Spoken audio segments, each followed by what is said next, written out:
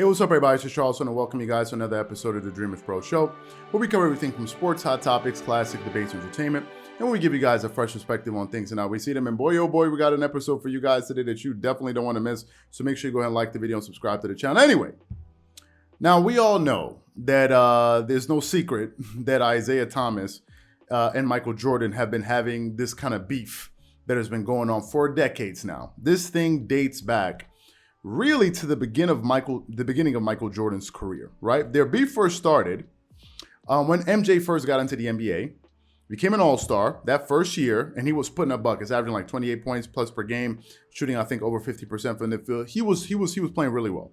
And what happened? MJ got to the all-star game, and for whatever reason, Isiah Thomas and these guys froze him out of the game, and I think he ended up only scoring 7 points in that game. The very next game that the Chicago Bulls played against the Detroit Pistons, Michael Jordan scored 49 points. Think about this, 49 points against the Detroit Pistons, and they called that game, MJ's revenge game for what had happened, during the All-Star game. And since that moment, it has been like there's been this kind of bad blood between Isiah Thomas and Michael Jordan, right? Isiah Thomas came out there on numerous occasions, and he pretty much said that, listen, I think LeBron James is better than Michael Jordan, right? He went in. When he made those comments, it turned a lot of people's heads. I think he said that on Undisputed in front of Skip Bayless and Shannon Sharpe, and he also said that on ESPN First Take in front of Max Kellerman at the time, who was on the show, and Stephen A. Smith, and they were totally floored by his comments. And I think at one point he was saying some stuff, and the crowd started booing him. I think they had him on there. I think it was either during the NBA Finals or during All-Star Week, All-Star break, and one of those two things. So he was on there. And Isiah Thomas seems to be one of these people that believes that LeBron is better than Michael Jordan. And I think it's him, Nick Wright, Shannon Sharpe. I think these are the only guys that really believe that, because I never believed it. But now, this latest job that he just did with his latest comments, I think these latest comments that he made about Michael Jordan, in my personal opinion, are beyond disrespectful, and I think they're totally unnecessary. And we recently, Isiah Thomas was recently on the sports podcast called Point Forward Podcast with Andre Iguodala, who's I'm not sure if Andre Iguodala is still an active. I think he's still an active player with the with the Golden State Warriors. And he basically went on there to start to talk about Dwayne Wade. So let me just quickly get into some of the comments that he made here. He said, D Wade, go to Marquette and get it off, right?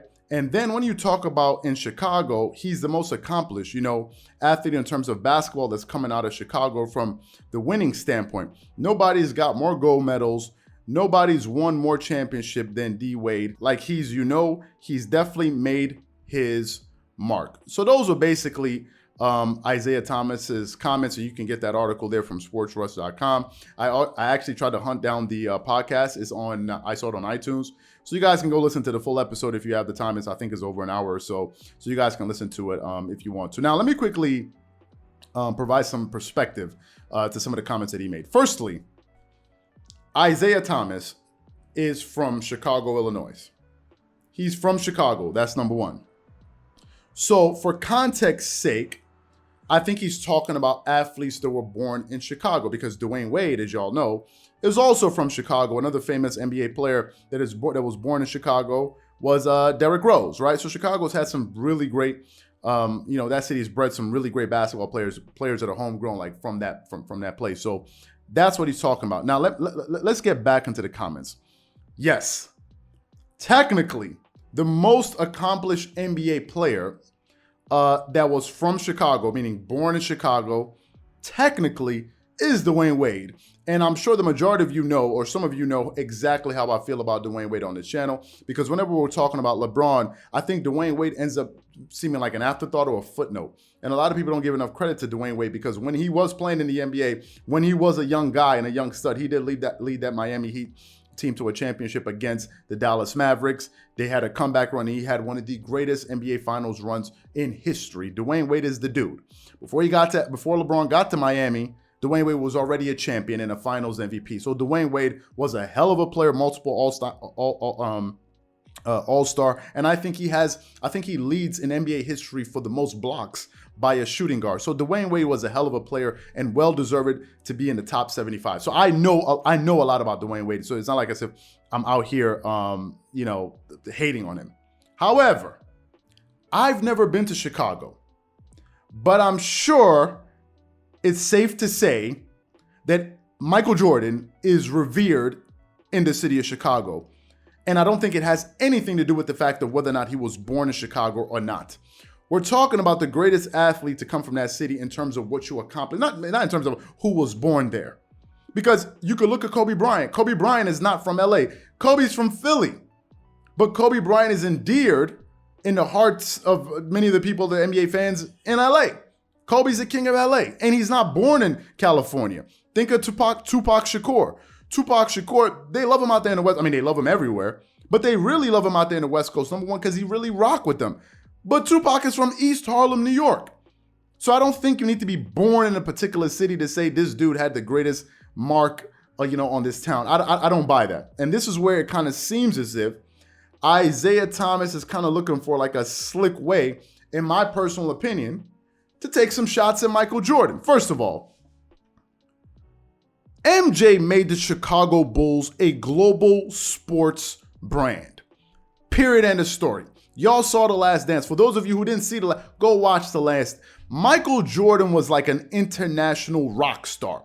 He was one of the most famous people in the world at the time. I think I recently read an article where they were talking about it was Michael Jordan, I think the Pope, and I think Michael Jackson. These were easily the most famous people in the world at the time.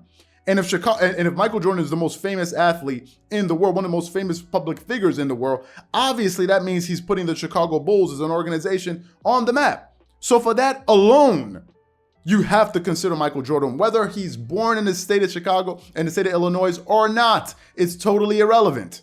So for him to come out there and say, it's the way, that's just, to me, I think that's just a way of kind of some sneak dissing. And also, I got to say this. If you're going to talk about somebody, I can understand if you said Michael Phelps. Michael Phelps is one of the most decorated athletes in the history of the world. When we're talking about, he totally dominated his sport. I can understand if you're talking about a Michael Phelps type figure. But Dwayne Wade, I'm sorry, you can't do that. And this is no disrespect to Dwayne Wade. There's no way you look at Michael Jordan's accomplishments. Let me just quickly go over them for you. At a glance, 6-time NBA champion, meaning he turned the Chicago Bulls into a dynasty. They're one of the few sports dynasties out there. In the NBA, you have about 4 or 5 dynasties, really. You have the Lakers with 17 championship banners, tied with the Boston Celtics. Then you have the Chicago Bulls, who have 6. Then you have the San Antonio Spurs, who have 5. And I think the Golden State Warriors have 4 or 5, if I'm not mistaken. So when Isiah Thomas says these things, it comes off as if he's a flat-out hater. We're not even going to get into the aspect of what Michael Jordan actually did for basketball and how when MJ was playing, so many more people gave a damn about the sport than they do today. Just go look at the NBA Finals numbers. Jordan was pulling in 30 million people per game when he was playing in the NBA Finals in the 1997-1998 NBA Finals. So to me, it just looks as if this is just a slick way to take a shot at Michael Jordan, and I think it's totally unnecessary. You know that on a technically, yes, Dwayne Wade is the most because he's born there, but come on. It's Michael Jordan. I'm not from Chicago, and we all know this.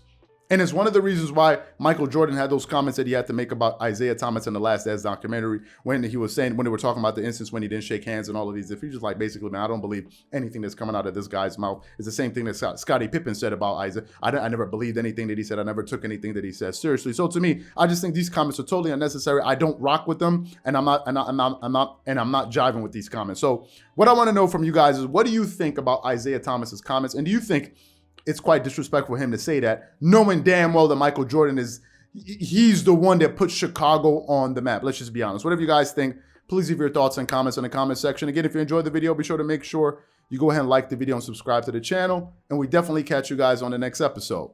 Peace.